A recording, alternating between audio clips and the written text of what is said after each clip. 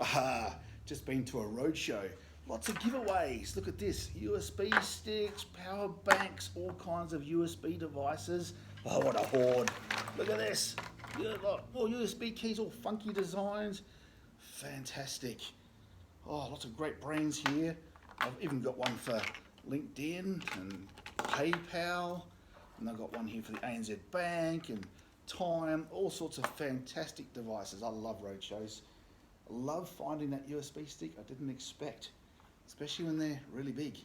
Ever found one at the bus stop and you just can't wait to plug it in? You just find a USB port, plug it in, away you go. Hang on, something weird just came up on my computer. Oh, maybe there's a reason why this stick looks like a skull. Oh, maybe I've been hacked. Maybe, oh, but these have got real names on them, like LinkedIn and PayPal and, oh my goodness, I've even got one from Mercedes-Benz. Surely, no, they're safe. I'll plug in another one. Oh, here's a fancy one, unscrew it. I love the metallic feel. Plug it in. Something else came up.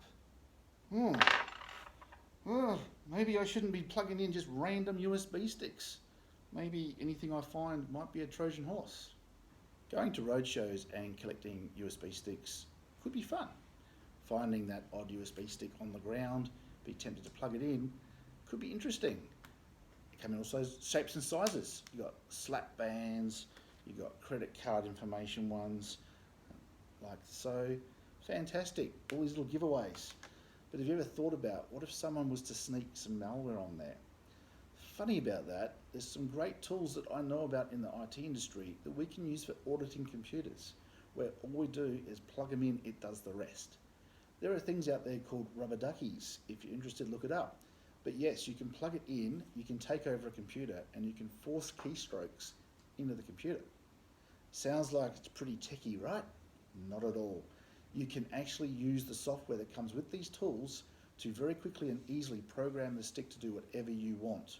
Because all it's doing is putting keystrokes into the computer, because it pretends to be a USB keyboard.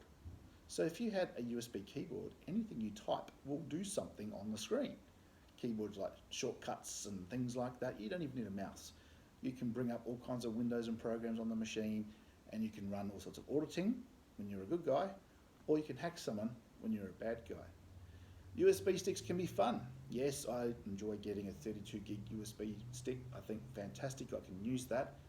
But just plugging them in randomly, not knowing what's on them, not a good idea. And you can buy USB sticks really cheaply now.